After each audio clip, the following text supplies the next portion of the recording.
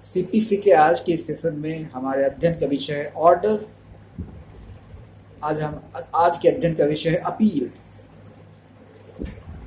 Appeals को बताता हुआ सेक्शंस है सीपीसी में, सेक्शन 96 to 112, 96 से लेके 112 तक, और ऑर्डर 41, ऑर्डर 43, ऑर्डर 44 और ऑर्डर 45।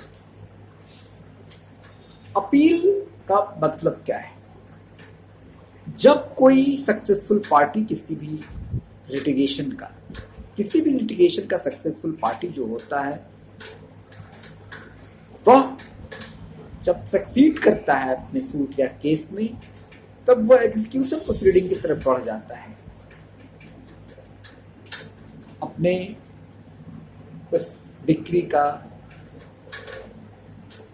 फल काटने के लिए, फल खाने के लिए, उस फसल को काटने के लिए। फसल को काटना, फल को खाना मतलब कि उसका फायदा लेने के लिए, जो इतना दिनों तक वो लिटिगेशन में उलझा रहा, अब वो उसका एग्जीक्यूशन करा के इसको एंजॉय करे, उससे बेनिफिट उठाए उस प्रॉपर्टी से। लेकिन जो अनसक्सेसफुल पार्टी है, क्या वो हाथ पर हाथ धरे बैठ जाएगा? हो सकता है उसके साथ अन्याय हुआ हो सकता है वो अपनी बात ठीक ढंग से कोई कन्विंस ना कर पाया हो, उसका ही पॉइंट सही हो, कहीं न कहीं लॉ पर वही सही हो। अपील लॉ पॉइंट पर होता है, फैक्ट्स पर नहीं। ये हमेशा ध्यान में रखने की बात है। तो कहीं न कहीं कोर्ट ने एसर्टेन करने में, तौलने में कानूनन कोई गलती कर दी होगी कि वो अपनी बात को रख ना पाया, तो उसे कानून अपील का अधिकार देता है। यानी कि आप फिर से अपनी बात को कहिए लॉ पॉइंट, फैक्ट्स तो वही रहेगा, फैक्ट्स जो आपने केस मेकआउट किया अब तो वही रहेगा, कमोबेश इसमें कोई परिवर्तन नहीं होगा। लेकिन अब कहीं न कहीं लोअर कोर्ट ने कोई कानूनन भूल की है, जिसके कारण आप सूट को, अपनी बात को प्रूव ना कर पाए, तो कानून उसको अपील का अधिकार देता है। इसे राइट टू अपील बोलते हैं।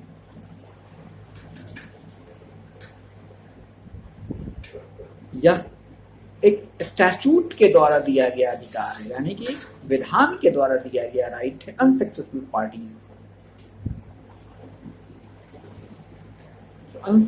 पार्टीज होते हैं, उन्हें विधान के द्वारा, ये इनहेरेंट राइट नहीं है लिटिगेशन का, ये स्टैट्यूट के द्वारा दिया गया अधिकार है। अब अपील कौन कर सकता है? किसको अपील करने का अधिकार है? इसके कुछ ग्राउंड्स हैं, वो देखिए। Any party to the suit adversely affected by the decree. Any party to the suit हो सकता है अंशतः जिसके पक्ष में डिक्री गई हुआ हो, वह भी कहीं न कहीं एग्रीव्ड है, वह भी कहीं न कहीं अनसेटिस्फाइड है उस जजमेंट से, उस डिक्री से। ऐसा नहीं कि वो सक्सेसफुल तो है, लेकिन कहीं न कहीं वो और चाहता था, गुंजाइश उसकी थी, वो समझता था कि और कोर्ट दे सकता है। कोर्ट ने अपने हाथ को बांध लिया देने, मुट्ठी बांध ली देने में, इसलिए वर्ड इस्तेमाल किया गया, any party to the suit adversely affected by the decree और if such party is dead by his legal representative. यानी कि अगर ओरिजिनल सूट में कोई पार्टी है, ओरिजिनल केस में कोई पार्टी है, और अपील पे आते आते वो पार्टी पक्षकार नहीं रहा, तो वो उसकी लीगल रिप्रेजेंटेटिव को भी यह अधिकार है कि वो आएगा और अपील में अपनी बातें रखेगा। दूसरा है, any transferee of the interest of such party who so far as such interest is concerned is bound by the decree provided his name is entered on the record of the suit. Any transferee of the interest of such party, who so far as such interest is concerned, is bound by the decree, provided his name is entered on the record of the suit. तीसरा किनको अधिकार है? An auction purchaser may appeal from an order in execution sitting aside the sale on the ground of fraud. An auction purchaser may appeal from an order in execution sitting aside the sale on the ground of fraud.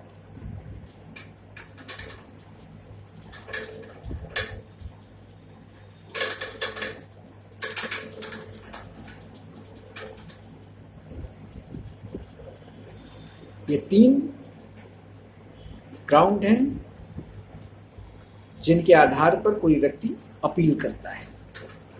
अब section 100 जो आता है वह है second appeal. यह appeal के बारे में, यानी फर्स्ट अपील के बारे में पूरी चर्चा है। सेकंड अपील की चर्चा होती है सेक्शन 100 के द्वारा। सेकंड अपील, जब फर्स्ट अपील में कोई व्यक्ति अनसक्सेसफुल रह जाता है, लेकिन वो सोचता है कि मेरे साथ न्याय नहीं हुआ इस फर्स्ट अपील में, तो वो सेकंड अपील के लिए पुनः प्रयास करता है। सेकंड अपील जब भी होता है हाई कोर्ट में होता है। सेकंड अपील की व्यवस्था हाई कोर्ट पे की गई है। सेकंड अपील लोअर कोर्ट को पावर नहीं है। फर्स्ट अपील लोअर कोर्ट में भी होता है, हाई कोर्ट में भी होता है। इक्विटी जुरिस्डिक्शन और टेरिटोरियल जुरिस्डिक्शन के आधार पर। अब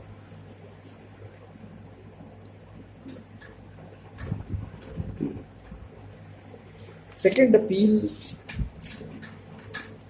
जो एंटरटेन करेगा कोर्ट पॉइंट ऑफ लॉ, उसके बताए गए हैं काइंड्स। किन किन आधारों पर सेकंड अपील एक्सेप्ट किया जाता है। तो पहला है the finding about the onus of proof. The finding about the onus of proof. दूसरा है the finding about the right construction of a document. तीसरा है the finding about the legal inference from a document.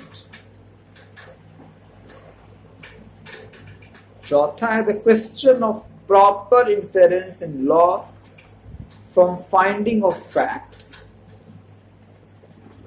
पांचवा है questions of waiver, acquiescence and estoppel. छठा है questions of interpretation and applicability of the law. सातवां है questions involving discretion of the court where court does not exercise it in a judicial way. आठवां है omission by the court to consider some important evidence. नौवां और अंतिम है a finding given without any evidence or material on record. इन आधारों पर high court second appeal accept करती है।